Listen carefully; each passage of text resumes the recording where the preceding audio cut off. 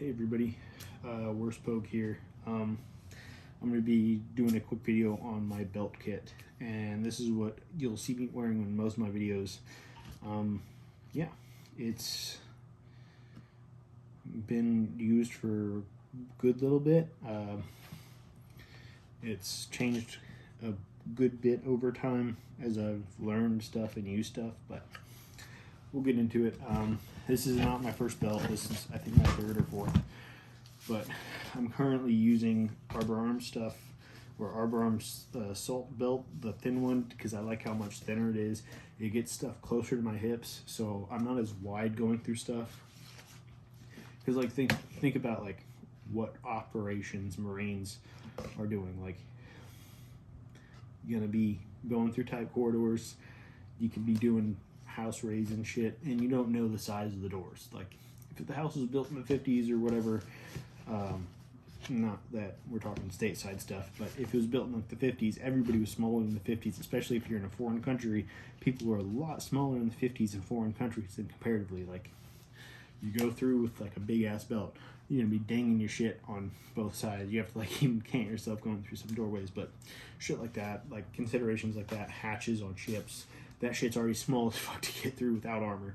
Like, you might as well just throw the belt kit in the fucking container and leave it behind. But yeah,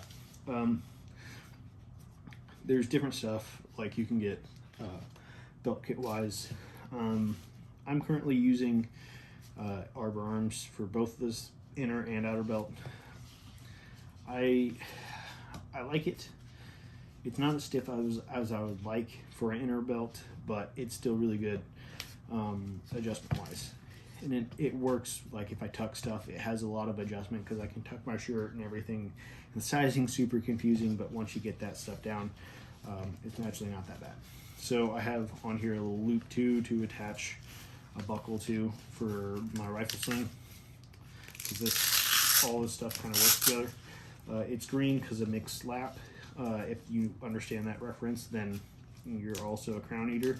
So yeah, green because of mixed lap, and I don't really care beyond like what I have to do, because mixed lap is stupid and pointless, and any other martial art that's done off base immediately outperforms it.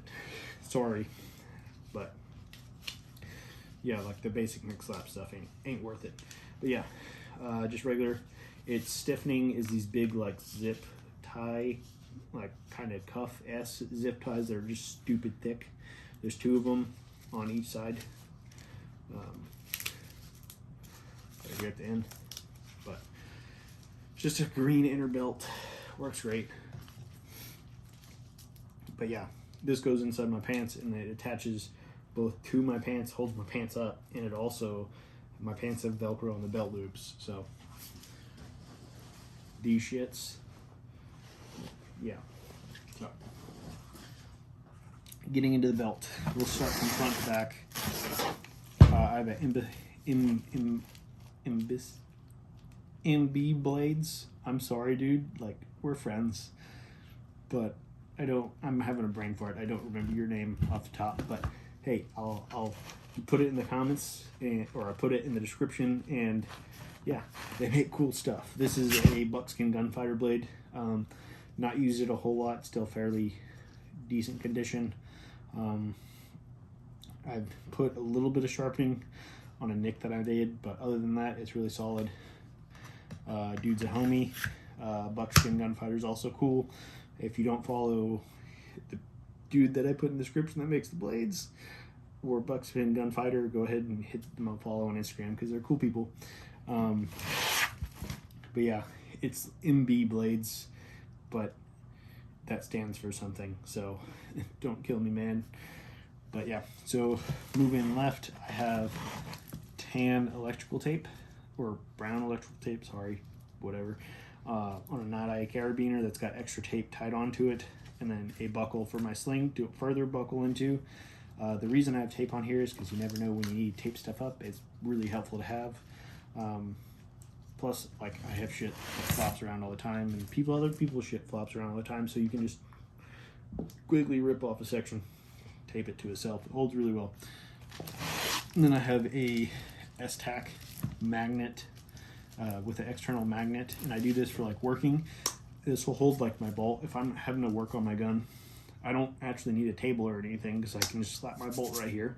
This has a little bit of oil on it, but I slap my bolt right here, let it hang. The latch holds on to this. The charging handle doesn't, but the latch is metal, it's steel. So it also magnetizes that and it just holds my shit.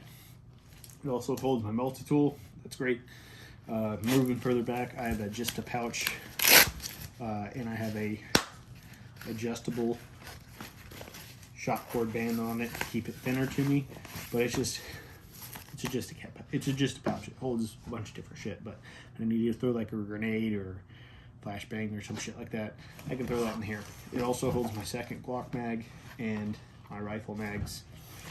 But yeah, or I move a multi-tool into one of these pouches, and then some Skittles and another one if I'm not running a pistol. Moving back, I have a Dark Angel. I had this for a while. It's just a Dark Angel medical med pouch that has been modified and zip tied on with a bunch of zip ties to hold it on, and it's not going nowhere, but it's just a regular side pull down. It's great. It works for this. It's not meant for this, but it works. And rather than buying some big fancy kit, like, y'all don't need to buy big fancy kit that's expensive just because you want to change something little. If you have kit that works and it's just tall ways instead of long ways or whatever, or you have the knowledge to, like, you can modify it a little bit and it's not going to hinder you at all, do that because it saves you money. This shit's expensive. Trust me, I know. I buy a lot of it. So yeah, on here is also the paracord weave. I don't remember which weave this is, but it's also a caramelized paracord, so it's a lot harder. It's not going to undo itself. It's not going to unravel because all the junctions are caramelized, so they're hard plastic essentially, but they're not burned through the cord. You essentially just put a little bit of heat to it. With a heat gun, you go back over it, back and forth until it starts to melt on the outside. It starts getting dark, but it's also a carry handle for the belt. But it's where the recovery handle hooks into. I have a 10-speed dump pouch. Dump pouch is behind the gun because it gets it out of my way. And it doesn't have it on the big front of me, so if I go prone and I have a dump pouch out, it's not creating a weird tension on my leg. It's out of my way. I don't use a dump pouch for pretty much anything except like maybe like a sensitive side exploitation type stuff. But yeah, it's there for like if I ever need to throw something and my cargo pockets are full or whatever, I just have a spare pocket to throw shit in. And it has a zip top, or not a zip top, but a tensioning top closure, so it also works. A Glock 47 with a EOTech E-Flex and X300U. But yeah, that's in there. I also can remove it. It's on a True North Concepts drop leg holster. I like it with my belt being tight as it is, my inner belt being tight as it is, this belt being tight. This is pretty stiff. I don't use a leg strap because this is stiff enough. I don't have any issues with anything. But yeah. Shit. Whoops. But yeah, I gotta fix this. I took this off earlier, so it doesn't have this little safety clip thing. That wasn't how it was on. But yeah. Shit is fine and dandy. There's other stuff you can put on these little Safari Lane clips. I was thinking about getting a pouch and modifying the pouch to fit, or to put one of the little forks on it, so that way I can put like an MFAC on my leg, and I just already have the shit for it. I don't have to do anything else. It's just easy. So that's not super hard to do. Just stuff like that, because all it is just poking holes and putting a grommet clamp with the regular Safari Land bolts, and I have a bunch of that shit, so that works great. And I have one of those, the hard tourniquet holders to protect the tourniquet. it works good. I have 2 tourniquets on my belt.